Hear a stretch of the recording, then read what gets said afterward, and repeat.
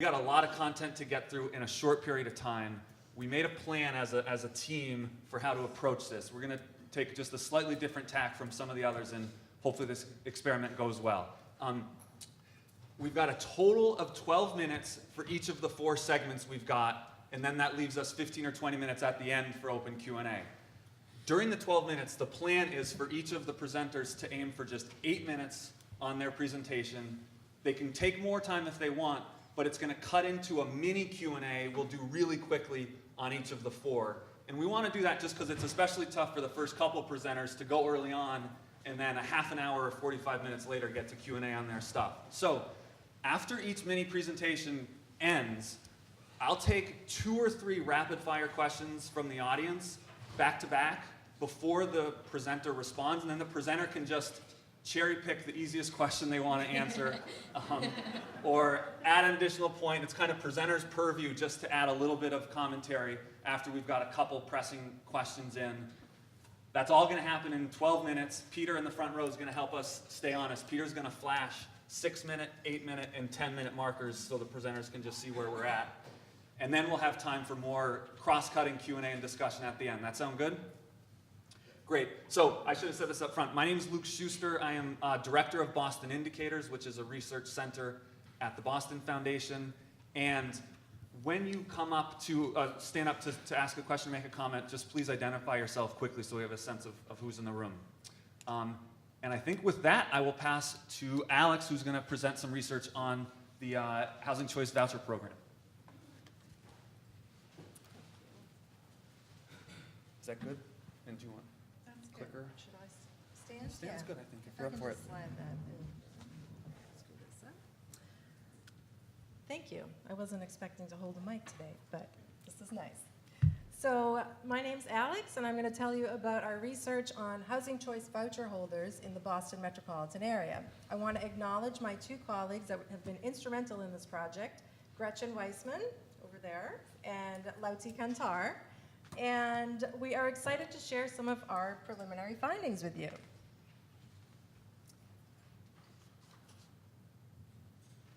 So just a little bit about the context. If you're not familiar with the voucher program, it's the largest subsidized housing program in the country, and it provides low-income families with mobile vouchers that enable them to rent in the private market in communities of their choice, in theory.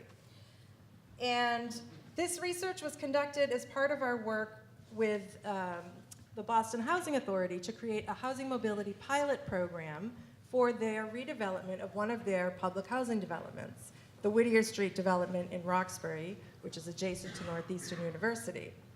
As part of these redevelopments, all residents, or most residents, have to relocate, and many choose vouchers to relocate with. And we know from more than 2 decades of policies and programs like these around the country that most of the residents don't actually return to the new mixed-income communities. They remain permanently relocated off-site. So our effort was really to make sure that they have maximum choice when they relocate. So our first step was to better understand some of the residential choices and location outcomes for voucher holders. So we looked at the Boston Housing Authority administrative data on their voucher program, and we looked at the locations of voucher holders across the Boston Metro, and we mapped those against indicators of neighborhood opportunity. And then we also conducted an in-depth, in-person survey of voucher households to understand a little bit more about their moving experience, their search behavior, and their search strategies, and their location outcomes. So we used the Child Opportunity Index, or the COI. I will try to use that for short. If you were in the larger room in the last presentation, you learned a lot about it. It's a comprehensive index developed by diversitydatakids.org and the Kirwan Institute. And it includes 19 indicators that capture the combination of risks and resources that make up neighborhood environments. And these are conditions that are particularly relevant to child development and well-being. The COI ranks neighborhoods or census tracts within metropolitan areas from very high, which is represented with the darkest shades of maroon on this map, to very low, which is the lighter yellow shades. The dots on the map represent the locations of voucher holders in this metro area, And the city of Boston is located in the black outlined area. So what do we find? We find that voucher holders are overwhelmingly clustered in lower opportunity areas. Just 11% live in very high or high opportunity areas. 80% live in low or very low opportunity areas in the Boston metro. And these, keep in mind, these lower opportunity areas are the communities that have the highest rates of poverty, highest rates of crime, the largest health disparities, and schools with the fewest resources. We also see that voucher households are geographically clustered. So 48%, almost half of all the BHA voucher holders in the metro area, 48% live in just 3 neighborhoods, Dorchester, Roxbury, and Mattapan. And we find disparities in access to opportunity areas by race. Blacks and Hispanics are significantly less likely to live in higher opportunity than others. Also, voucher holders with children. Only just 8% of voucher holders with children live in higher opportunity areas compared to 14% of childless households. And households relocating from public housing developments, similar to the project I've described, are also significantly less likely to access higher opportunity areas, just 4% compared to 11% of the other voucher population. So to better understand what might be driving some of these patterns of residential segregation, we conducted an in-depth survey of voucher households in the Boston metro. We sampled households that were currently living with a voucher that had children and who had made a move at some point in the past 3 years. And we stratified the sample to make sure that we included households living in very low to very high opportunity areas. So for the analysis of the survey findings, we compare 2 groups of movers. So we actually collapsed the COI categories to create a higher opportunity group and a lower opportunity group. For the purposes of our survey analysis, higher opportunity movers include those who move to moderate, high, and very high opportunity neighborhoods.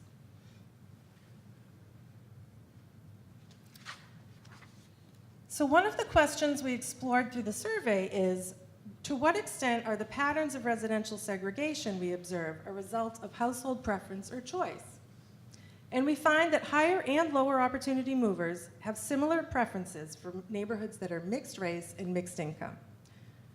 We also asked about the importance of 13 different factors during their last housing search, and we find that both higher and lower opportunity movers indicated that neighborhood safety and housing affordability were the most important issues during their last housing search. And somewhat surprisingly, being close to family and friends and locating near supportive services was among the lowest 2 priorities. So the findings suggest that location outcomes cannot fully be explained by differences in household preferences. So to what extent were voucher holders able to actually meet their preferences in locating housing in neighborhoods of the type that they desired? We see large and statistically significant differences between mover groups, with higher opportunity movers being more likely to have positive assessments of their neighborhoods, more likely to want to remain in their neighborhood for a long time, saying that their neighborhoods are a good place for their children. So then we considered the role that housing search strategies might play in influencing housing location outcomes. And it turns out that higher and lower opportunity movers do use different strategies and have different experiences to some extent. So higher opportunity movers are significantly more likely to have found their unit through the internet, whereas lower opportunity movers were more likely to have found their units through their social ties or their social networks. The findings also suggest that higher opportunity movers are casting a wider net in terms of searching in less familiar neighborhoods and submitting more applications to landlords for units. We also find statistically significant racial differences, with blacks using the greatest number of different types of search strategies, and blacks had less success with unit viewings. So 66% of the calls that black households made to landlords about units resulted in a unit viewing, compared to 81% of other households or other racial groups. I will buzz through these challenges. The top two I just want to point out, of the many challenges that we learned about that households experience during their housing search, the top two were finding a unit that's affordable within the payment standard and discrimination in the housing market. So one question that the survey findings raise is whether over time voucher holders move around and whether eventually they're able to actually, oh, it's shaking a little bit like my voice. Whether over time they're actually able to meet their preferences in neighborhoods. So we turned back to the administrative data on 8,700 or so current voucher holders. This is a visualization made by a former BARI and TAC research fellow, Tony Velasquez-Proust, and it's a visualization showing the trajectories over time for voucher holders, and this includes about 4,500 voucher holders who moved at least once after receiving a voucher. So the left side of the figure indicates the COI ranking for their first locations, the first locations to which they moved. And the right side indicates their current location or their current COI. And the size of each category is proportional to the size of the group that first moved to the areas of that COI ranking. The colored streams represent the flow from one category to the next. So the large red block at the top represents the vast majority of households that first used their voucher in a very low opportunity area and continue to live in a very low opportunity area today. The lines that sweep across the other COI blocks, represented in different colors, represent the movement in and out of neighborhoods of varying COI levels or varying levels of opportunity. So you can see that the majority of households currently live in areas similar to the neighborhoods to which they originally moved. And lastly, we looked at multiple moves over time. So this figure includes the neighborhood trajectories of households that made at least 4 moves. So on the right side of the panel is the current location, the COI, and the prior locations are represented in the blocks to the left. So we see that when there is movement in and out of different types of neighborhoods or neighborhoods with varying levels of opportunity, it's most often between low and very low opportunity areas. Starting in a low opportunity area and moving to a higher opportunity area is rare.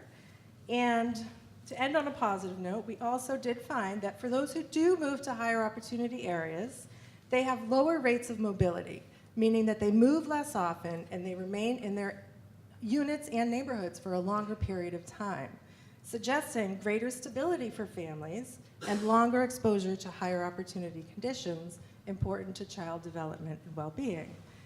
This type of stability also can lead to cost savings for the housing authority to have fewer people moving around. Thank you.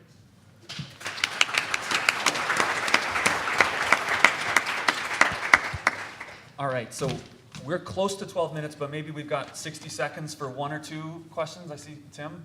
Oh. The preference for mixed income and mixed race neighborhoods, is that a stated preference in your characterization of it, or did you ask them what neighborhoods they were interested in and characterize those based on? So we actually adopted a question that Dolores Acevita Garcia used in a survey which had a number of different options. So we asked, I think it's worded something like, people have different preferences for different types of neighborhoods, different racial, different racial or economic composition, and I think there were like 8 or 9 options. So it was a sort of multiple choice response, and other was included, but it was like a mixed, a full mix of Black, Latino, white, Asian, or a predominantly Latino and white, or predominantly Black, and so it was yeah, I could share the actual questions with you. All right, we're going to keep chugging and then do a full round at the end. So thanks a lot, Alex. Next up is Madeleine Daepp. Am I saying your last name right? Daepp. Daepp, sorry. On poverty trajectories of Massachusetts residents. Thank you. Great, so before I get started, I'm just curious, just a show of hands, who here in the room works in policy? And who's sort of a practitioner, works on the ground with people? Okay, and academics? And other folks? Okay, so yeah, you're sort of my target audience. This is great. So for the policy people in the room, I'm going to try to tell you sort of why we care about people's exposures to poverty. For the practitioners in the room, I'm going to tell you what we found. And for the academics, I'm going to tell you why it might be wrong, or how it might be wrong. And then for the rest of you, there will be some nice visualizations. So this is some work I did at the Federal Reserve Bank of Boston with Erin Graves, who's in the room as well, so hopefully she'll give me some help on the questions. But the broad question that we were asking was, what are people's experiences of concentrated poverty over time? So what are people's experiences of neighborhood poverty, and how do those differ for people who experience really high poverty? So we care about this, of course, because there are sort of known adverse consequences in terms of health, wealth, access to opportunity for people who live in neighborhoods with high concentrations of poverty. And we know as well from Raj Chetty's recent work that there are actually consequences for somebody's children in terms of their access to opportunity when they live in high poverty neighborhoods.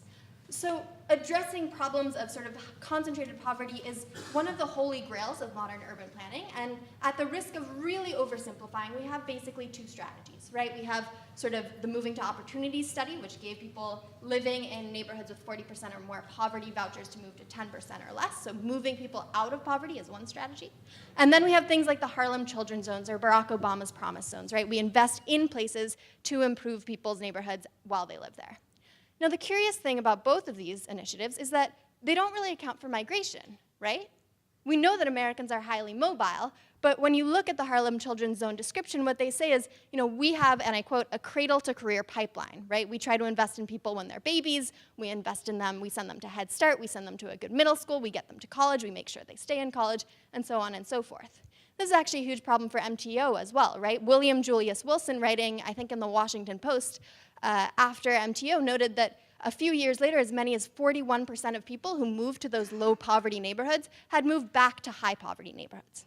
This is not to undermine these programs. These are wonderful programs. As a planner, I want to tell you these are incredible programs. I love them. We should do good work.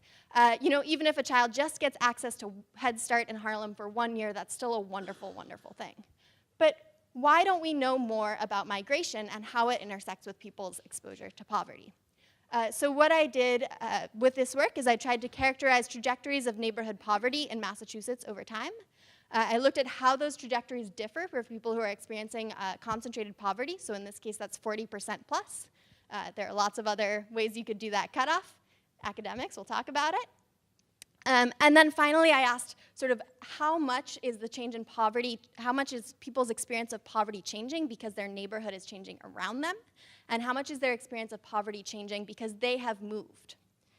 So just gonna give you a quick overview of my methods. I'm gonna use sequence analysis. I'm gonna look at a subset of people experiencing high poverty, and I'm gonna calculate some of their probabilities of transitioning, and I'll talk about that a little bit. But what you should know is part of the reason that I'm able to look at this information in the first place is that I have this data set, which is the Federal Reserve Bank of New York / Equifax Consumer Credit Panel. So that's a 5%, yes, Equifax, yeah. My big fear when the hack happened was that they would scoop my research. I'm sure that was the fear for all of you as well. So it's a 5% national sample with down to the block level geographic identifiers. I use census tracts because I don't want anybody to be identifiable. And it has pretty accurate geographic information on individuals longitudinally from 2003 till present. Some of you might be wondering, so I looked at all individuals with complete data who were in Massachusetts for at least 1 year. Some of you might be wondering, why didn't you look at Boston? I did because this is sensitive data. I have to go through a security clearance process to share it with you, so I can't share with you my Boston data today, and I apologize for that. But Massachusetts is interesting also. Okay, so how do we visualize sequences? So this is just a figure. I'm preparing you for my visualization, which is not for beginners. So this is a person. And this person in 2003 lived in a neighborhood with 10 to 20% poverty. And then maybe in 2005, their neighborhood increased in poverty around them, right? So then they're living in 20 to 40% poverty.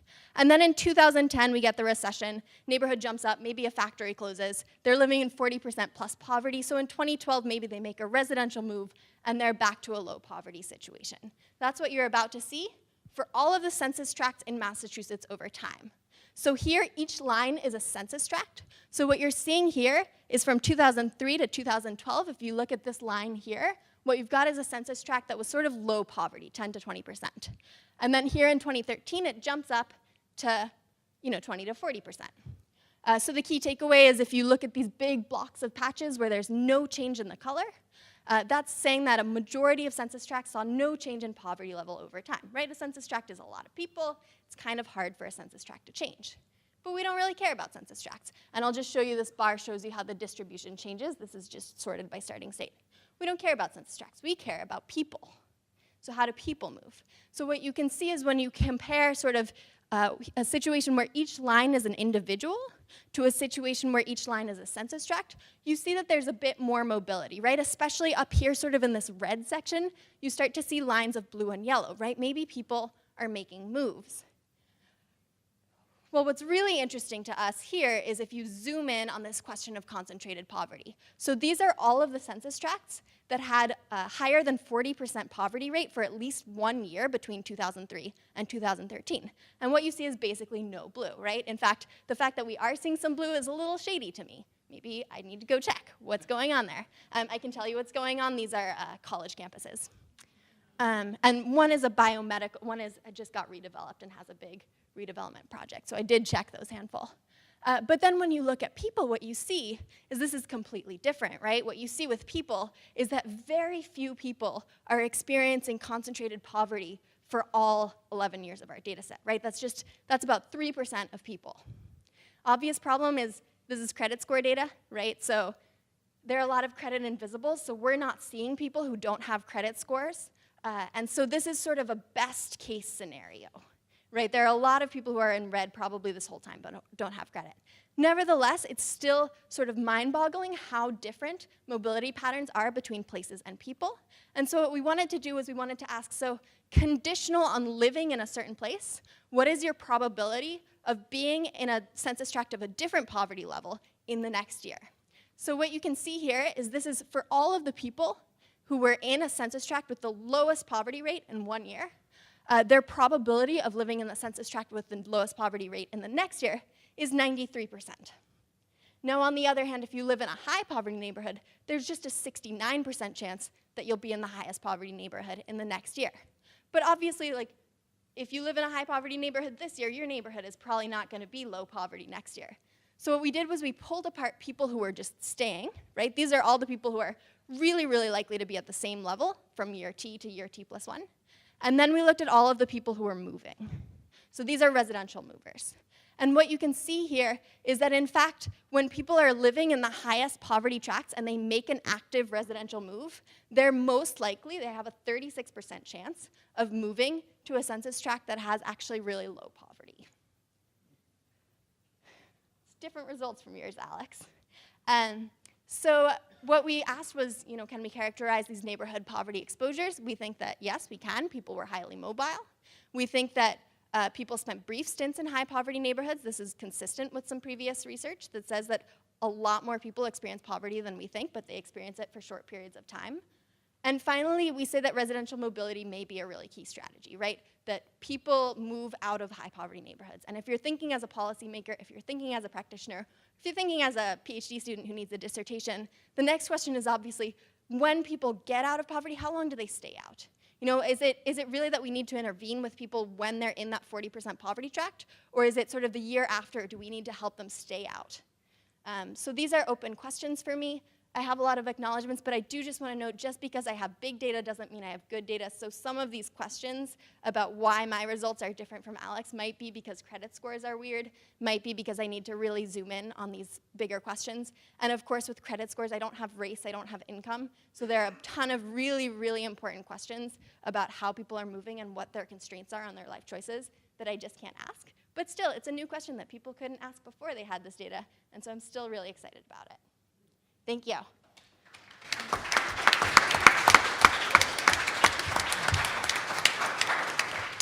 Neat. Peter, how much time do we got? 2 minutes. All right, so 2, 3 quick questions, and then, again, I'll give you your identification and name. Richard Rosen.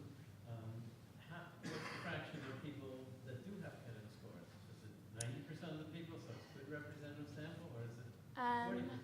So let's see. In 2003, it was about 70% of what the census said. This is for 90 and over. So actually, when I looked at 18-plus-year-olds in 2013, in low poverty census tracts, I had 90% coverage, and in high poverty census tracts, I had 60 to 70. So there are a lot of people missing. Yes. It's also it's people with a social security number, so I'm also missing undocumented folks. I saw another hand in the back. I heard you mention the focus on, is it more important to put the resources into the year after?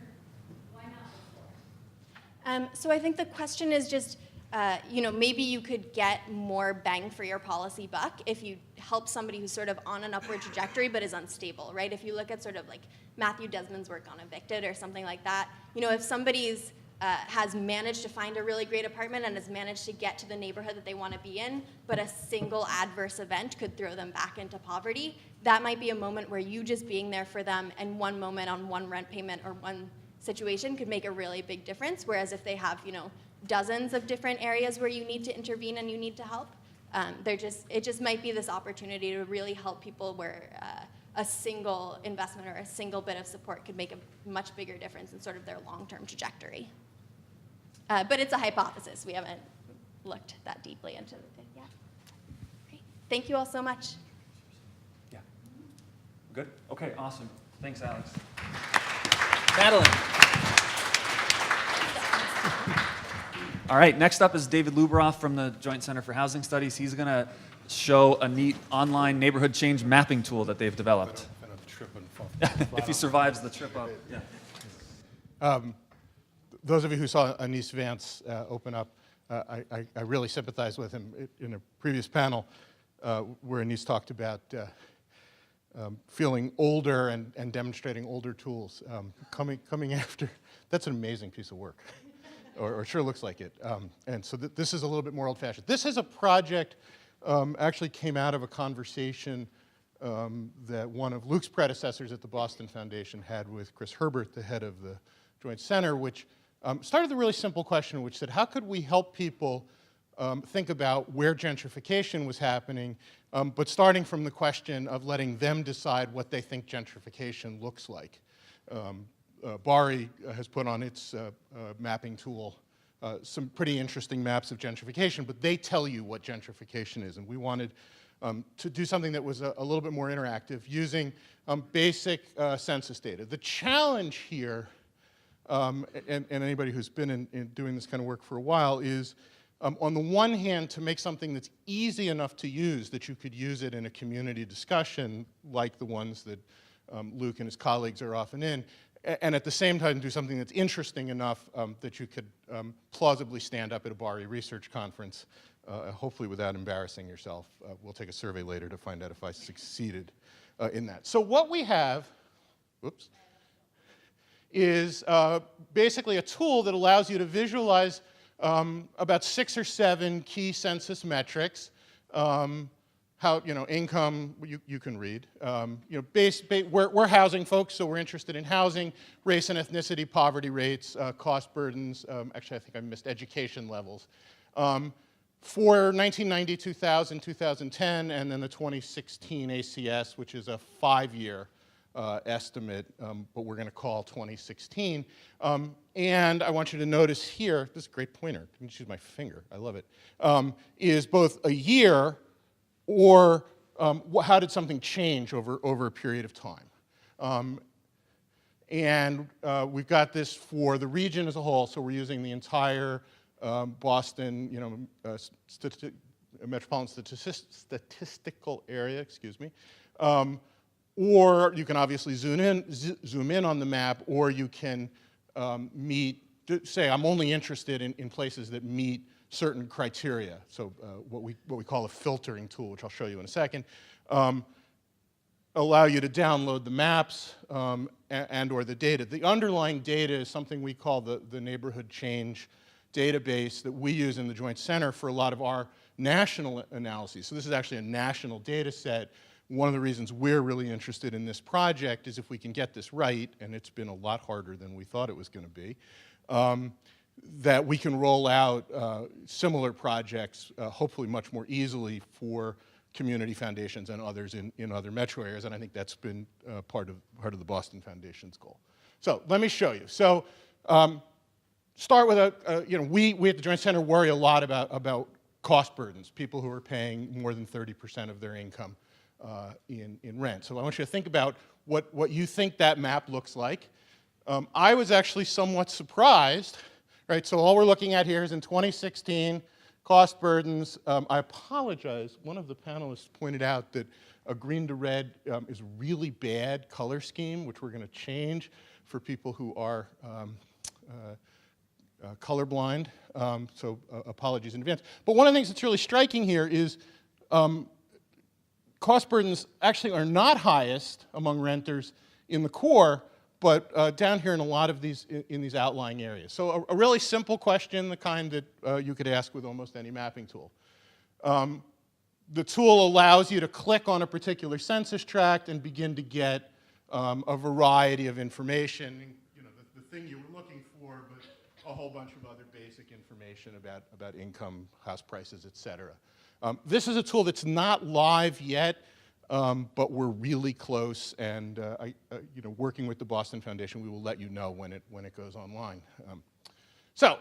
Another kind of interesting metric: how did the share of white, the white share population change over time? I thought about this in a couple different ways. We could do the same thing with either blacks, Asians, Hispanics, to a point I think that Dolores made in an earlier panel. This data set and mapping tool doesn't allow you to then get down into deeper ethnicities, but there are other tools that would allow you, within that. So again, this is sort of, somewhat what we know. In general, the region is becoming more diverse, and so the white population is declining.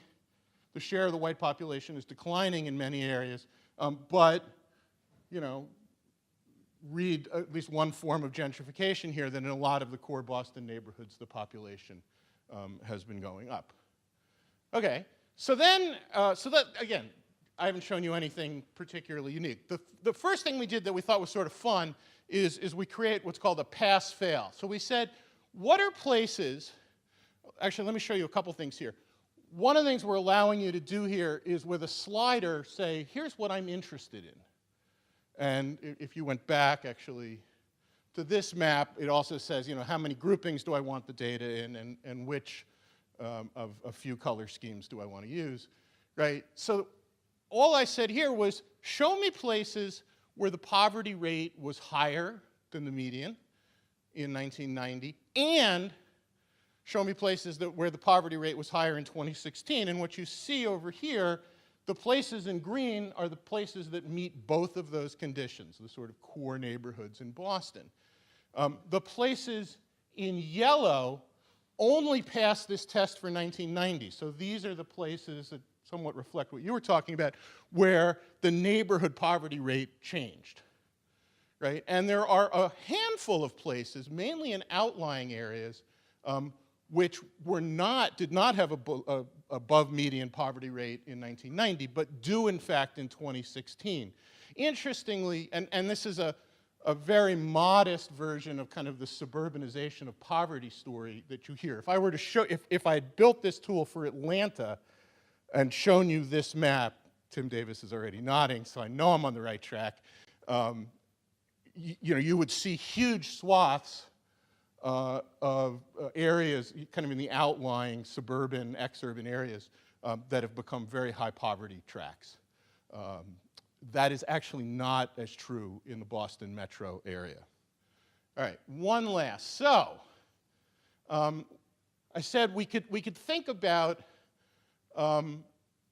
only looking at a bunch of places. This is what we call a filter tool, which is down here. And I've set these conditions so that everything will show up. But here I said, just show me the places in 1990 where median house values were less than the regional average. Okay? I don't really care about what happened in Sudbury and Concord and Acton, right? I really care about what's going to happen to these places. And that's this tool here. We need to fix this so that you could actually read it. And then I said, okay, well, how much did how much did prices change in those areas? So now I've said, for just the places I've defined, right, this goes back to that original question. If I'm interested in gentrification, and I'm going to show you a slightly more sophisticated tool. How many times? 8? Wow. Right, so there are a few places, these are in real dollars, like Brockton and Hudson, where in real dollars, home prices have actually declined, at least as reported in the ACS. There's a bunch of places where they kind of went up modestly. Those are these yellow places. And there are a few places, some of them Boston neighborhoods, where home prices have actually gone up by fairly dramatic manner. Again, I can set those sliders to anything I want. And then I said, well, okay, let's think about places where what happened to prices. Did they go up? And so did they go up more than the median in real dollars over that period of time? The median is 68,000 and change. And are there places, or are there places where the median home values in 2016 are actually above the region's median? So not only did prices increase dramatically in those neighborhoods, but they've also flipped and they're actually more expensive than the median. Again, what you see, the places in green, prices went up a lot and they're above the median. The places in yellow probably started from close to the median, so they didn't go up particularly as dramatically, but now exceed the regional average. And these places in orange did not experience either increases that were greater than the median or wound up at higher than the median. Again, so again, an interesting, slightly different take on gentrification. So that was what I did here. All right. I'm going to try and put all these tools together and do it in such a way that I don't leave you any opportunity to ask a question. So I can put multiple filters. I can start by saying, all right, give me the tracts where there were fewer whites than the region's median. I was just trying to think about how do I start with neighborhoods that by some metric were above minority share for blacks, Latinos, some combination of blacks, Latinos, Asians, and others. And then I said, so that was the first one here. And then I said, well, let's add in the places that also, median incomes were also lower than the region's average in 1990. So you can see a whole bunch of places, kind of affluent suburbs that probably had large Asian populations, disappear. And then I said, and tell me those places that were rents were also less than the median. Looks a lot like the last map, but a few places have disappeared. So this, at some level, is my definition for this moment about what are the possible places that could have gentrified in Boston. Okay, and the last step is to say, in any of these places, did household income or house prices increase faster than the median, than the region's median? It looks a lot like what I showed you before. Dan O'Brien, in some of the work BARI's done on gentrification, would tell you the same thing, right? That a lot of these things happen coterminously. But again, places in orange essentially were possible candidates for gentrification that don't appear to have gentrified by the metric I've just defined. Places in green met both of these criteria. So household incomes and median home values both went up faster than the median. And then there are, again, these interesting places in yellow, a lot of them in Cambridge, some of them in Boston, that allow you to do that. And I have run out of time, which means you get to ask me questions later. Great, Thank you. Sorry for going on so long. All right. And you know, I was thinking, the only reason I don't want to move the screen is then with the projector distance, it's going to screw up the, so. Wow, so you had to imagine everything that all of us have just said? You are so talented.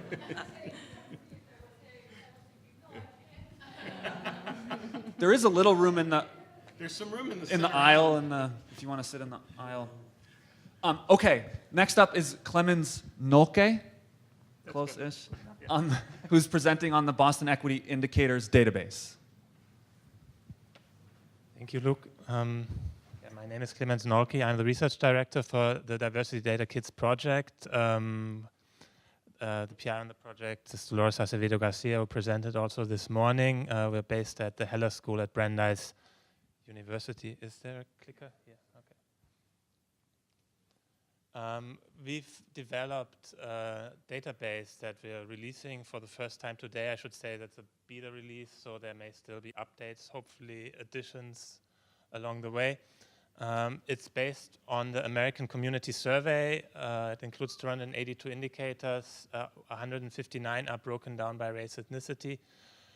There's some very specific or distinguishing features, and one of them is that we have data for 17 Boston neighborhoods, which allow for more reliable analysis of racial ethnic inequities across Boston neighborhoods, within Boston neighborhoods, and over time. It's based on a much larger research database that we've developed for a grant that we have been awarded under a grant by the Kellogg Foundation, for which we calculated a lot of indicators for the entire US. And the goal here is to develop a monitoring system for racial ethnic equities that is nationwide with data down to the neighborhood level. An update to the COI, which we've heard about at different points, is part of this project, as well as this database, and also updates to our website, diversitydatakits.org. Now for this database, it's essentially a spin-off. The Boston Equity Database is a spin-off of this larger database. We link tract level ACS data from our database to a crosswalk linking tract data to Boston neighborhoods, and then aggregate it up from the tract level to the neighborhood level, which comes with increases in reliability of the resulting indicators, so that you can then again study racial ethnic groups at the neighborhood level, which is not really possible at the census tract level, or at least not reliably so. Those are the neighborhoods. They are based on BPDA definitions largely, and using a crosswalk shared with us by BARI, developed for the Beacon survey. We broke Dorchester out into two parts, one including these neighborhoods and one including these neighborhoods. We aggregated the central and downtown neighborhoods into one large central neighborhoods, again, to improve reliability, and those are fairly homogeneous, at least in terms of socioeconomic characteristics.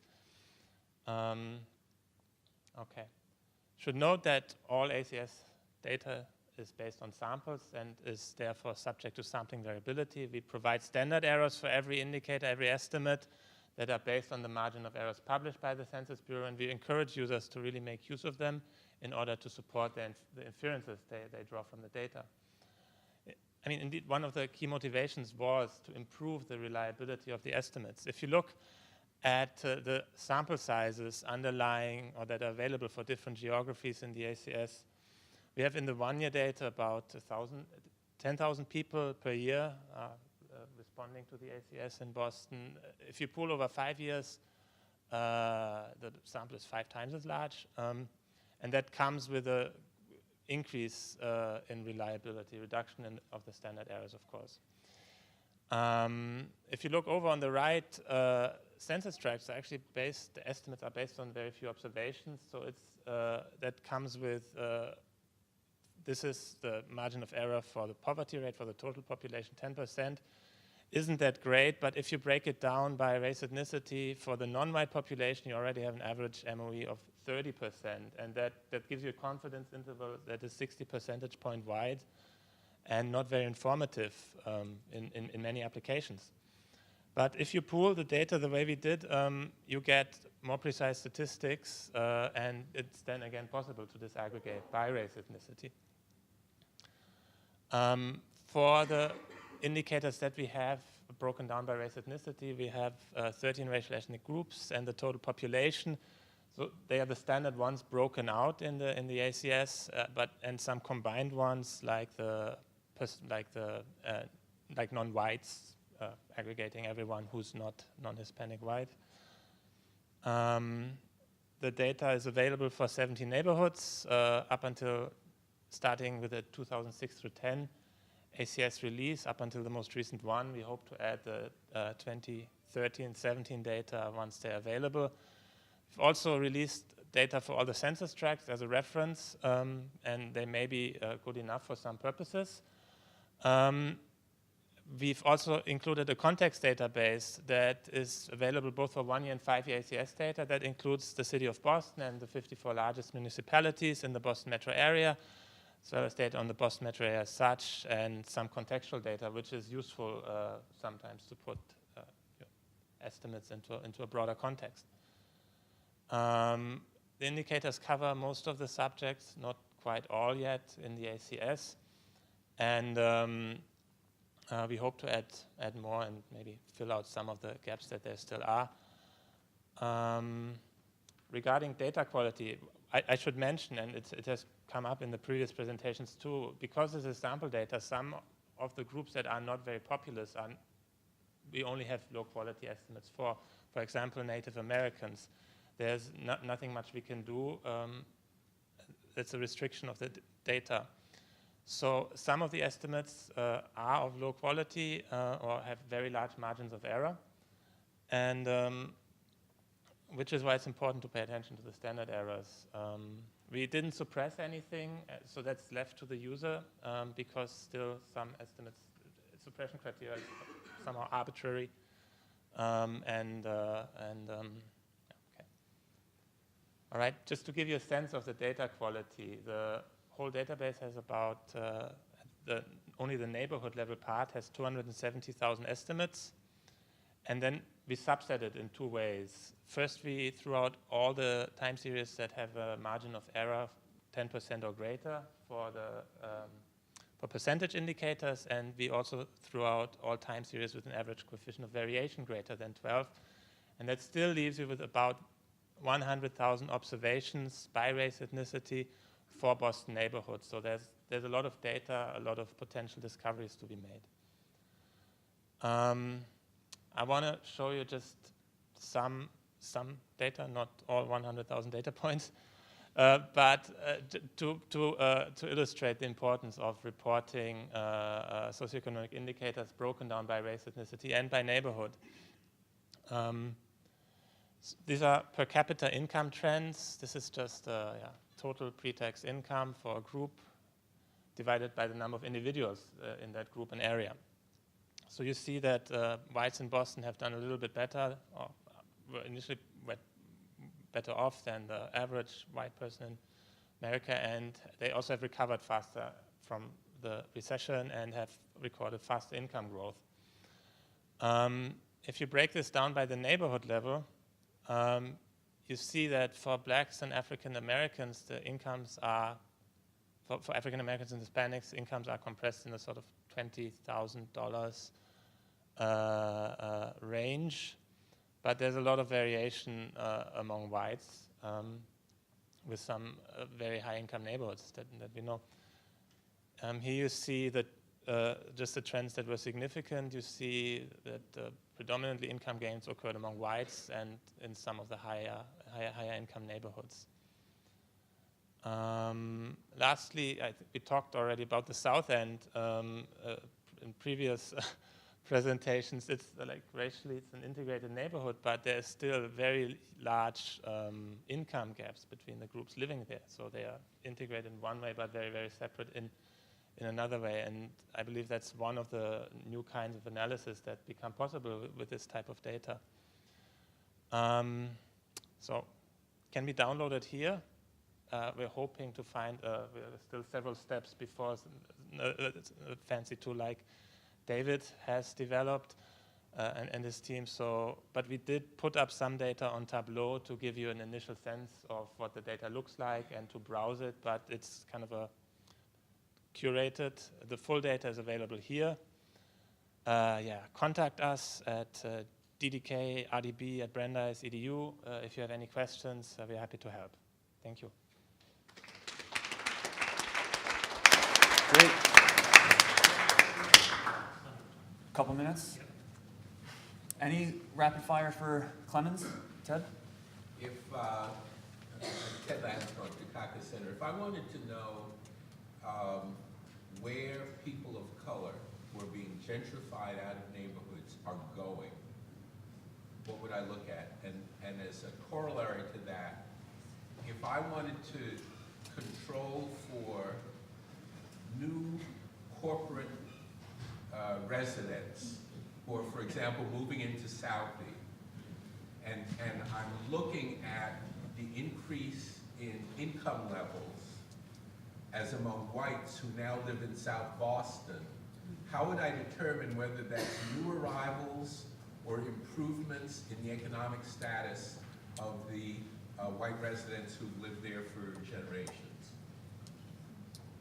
I think it's a question to me, but maybe also to other members Yes. on the panel. And with the ACS data, you cannot tell the difference between individuals raising incomes or people moving into the neighborhood who are very rich to begin with. So that's a limitation. So you would need individual individual data to do that. So it's maybe that is something. Maybe does anyone? I have a partial thought. It doesn't answer at the individual level, but I was playing with the JCHS tool that David was showing, and I sorted by percent change African American population at the tract level from 1990 to 2016, and the map was absolutely striking. You see a sharp decrease in some city census tracts in the city of Boston, and then I forget what I guess green is the positive change color. You could see these bright green plots in Brockton and Randolph, and it was exactly what we know is happening, the African American community growing significantly in those two cities just south of Boston and folks. So it's not one-to-one saying that households were leaving, but it's quite suggestive. So a neat teaser for one functionality of that tool. One other maybe for Clemens before we open up? Can I just comment on that last Sorry. question as well? So I do have individual migration data, so you would think that you could look at displacement, but again, don't have race. So, but what I can tell you is Jackie Wang, who's a sociologist at Stanford, has used the data set that I'm using to look at neighborhood change in Philadelphia and to look for patterns of displacement and to look for sort of when people, when you identify a neighborhood that's changing rapidly in terms of housing prices and in terms of demographic, where do people move? Do people move and where do they move? She found some messy results. I just want to warn you about that. It doesn't come out the way that you want it to, but my department just hired a new housing economist, Devin Bunton, who is currently working on some work, again, same data set, better measure of what's a gentrifying neighborhood and finding some really exciting stuff. So I'd be happy to talk to you about that and connect you with some of those people. There's some really cool work, but what we have to do is just bridge that divide between all the cool demographic data that you have in the census and all the individual data that you have in all your other data sets. All right, let's open up to the broader conversation. Thanks, Clemens. We have about 12 minutes. Let me start with one observation from the work of Boston Indicators that will lead into one question from me, and then we'll open up to broader conversation. I have been finding just constantly throughout different research projects we are doing that when you ask a question on a certain dimension, how's Boston doing, how's Massachusetts doing, I almost always find the answer is sort of really well and sort of we've got a real challenge here. It's sort of always a tale of two cities kind of finding. One example of that is when you look at intergenerational economic mobility. So there's compelling research, I'm sure a lot of us are very familiar with it, that nationally, and this is certainly the case in Massachusetts, that intergenerational economic mobility is going down.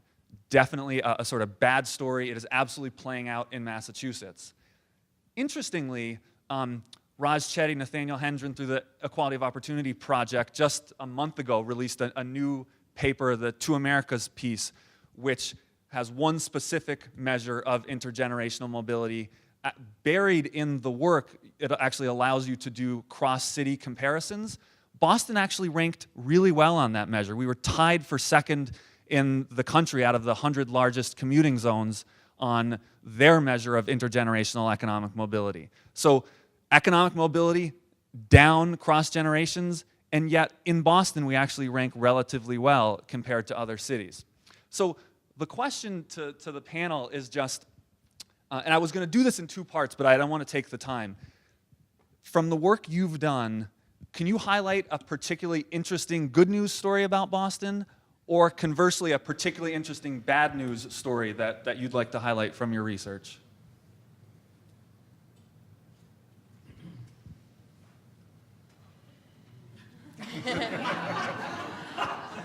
And actually, sorry, it doesn't have to be Boston compared to another place. It could be something within the region that you found or across time that you found within Boston.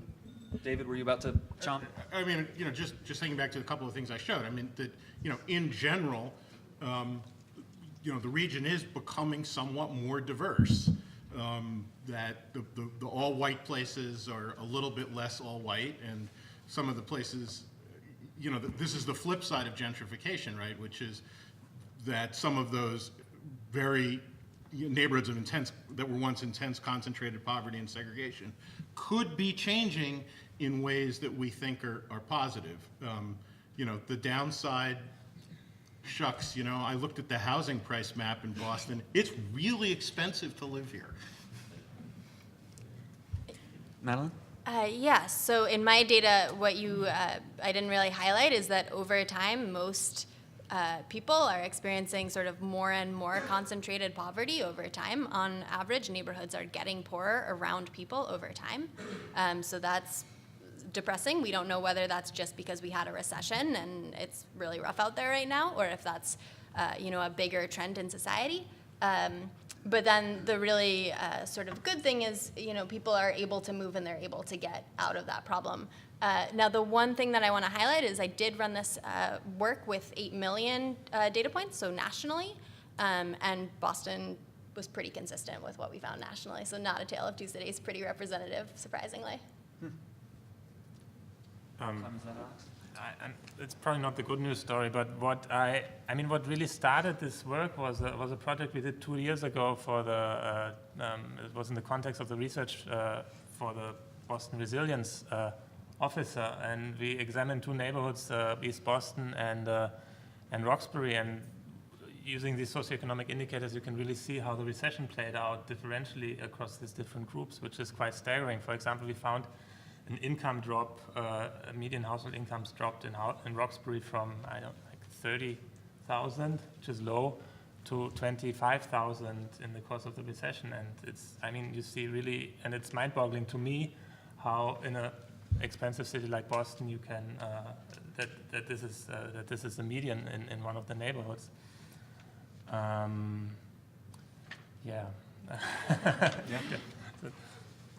Did you have a... Alex, do you... Yeah, I'll just comment real quickly. I guess on the negative, we're a big, rich metropolitan area with lots of high opportunity neighborhoods. And we really haven't had a housing mobility strategy for low-income subsidized households, and we have a deep concentration of the building and preservation of current affordable housing in the lowest income and the most racially segregated areas. On a positive, we just in the last year, we have the Boston Housing Authority that has experimented with a new pilot mobility effort that we've been involved in to try to expand housing opportunities and choices and reduce some of the barriers that low-income voucher families face when they go to rent in the private market. We now have DHCD, the Massachusetts Department of Housing and Urban Development, or Community Development, just released an RFP for a housing mobility pilot program in the state program. So there's some positives coming out of this. And I also want to say that if you're interested in some of the tools that we've developed as part of the BHA's pilot mobility program, my colleague Lauti is going to be presenting on those at the Navigating the Housing Maze session at 1:20. Great. Okay, we've got 6 minutes for audience participation, for further audience participation. Hi, my name is Katie Getzy. I'm with the Metro Lab Network. This is a question for Madeleine. I'm not sure exactly what your credit score data looked like, but it seems like there might be a possibility in some of that to infer age of people based on the length of their credit history and or homeownership. And I was curious if you saw any trends in that in your data. Yeah, so my data set is one of these magical data sets where you have all of the variables you never knew you wanted and none of the variables that you usually have. So I do have home ownership. Not only do I have home ownership, I have like the amount of mortgage debt that you have. Like I have auto loans, I have student loans, like all of this kind of stuff. And I do have age, and you do have to, even when you control for age, people's mobility patterns don't, like their migration patterns obviously are very conditional on their age. But you're absolutely right. So not only do I have all of that, but there is this question of like, can you use all of this debt information to impute income or say something about these variables that you think are really, really critical, but you don't have. However, I'm only 1 year into this project, and that is like probably a decade's worth of work. But yeah, I'd love to talk to you about your ideas. Up front. It's really a question for Alex. So Charlie Homer from Economic Mobility Pathways here in Boston. So maybe this is a preface for your later session, but what do we know about the role of coaching or individual coaching for people with vouchers to move to higher opportunity? And do we have any data about the ability of, again, there are lots of HUD-supported and DHCD-supported programs that supposedly help people move to opportunity. It's a great question. Gretchen, where are you? Is she here? No? I was going to let her answer that. We do know a lot. We learned a lot from the MTO program, the Moving to Opportunity program, and there's been a lot of other housing mobility programs around the country in other housing authorities that have MTW flexibility. And we do know that the role of coaching is important, and access to information is huge, and helping people navigate the maze of barriers that they encounter is critical. So I can share with you some of the resources, and I encourage you to attend Lauti's presentation to learn about some of the things we've developed to tackle those barriers. Aaron, do you want to chime in? I think the other coaching that needs to happen is that discrimination by voucher use is illegal. And so what I know the study has also found is these folks continually encounter rejection from the landlords. Look out, Phil Donahue. I'm coming after your job. Jesse? Hey, Jesse Partridge Guerrero from the Metropolitan Area Planning Council. My question is for David and maybe Madeleine as well. I'm wondering if you have any, if you're thinking of trying to connect, like you've done a good job of showing what's happened over the last 25 years, but are you looking into why some tracks have changed over that time, what the factors are that made some change and others not, and what are the implications for the future risk of other places? That really was not part of really our purview. I mean, we think about that issue nationally. I think the real point of this is to make this tool out there so that other folks, right, can drill down. It's one of the challenges of being a national research center that, occasionally remembers it's in Boston, although we're trying to remember that more. We've got 2 minutes. I see one question. If there's any one or two others, we might just take them all right now and then do rapid fire optional responses. Okay. So at the highest macro level, am I hearing you sort of collectively correct that on the whole, income segregation by geography is getting worse? I think we've certainly documented that nationally in the, if you look at last year's State of the Nation's Housing Report, and I think I'm pretty sure it's going to replicate in this year's report that'll come out in June. Any other thoughts on that?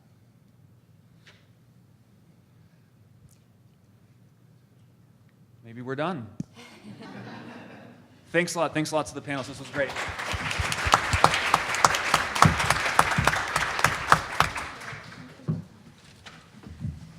Who's the new economist? Devin Bunton. Okay. Yeah. And it's following some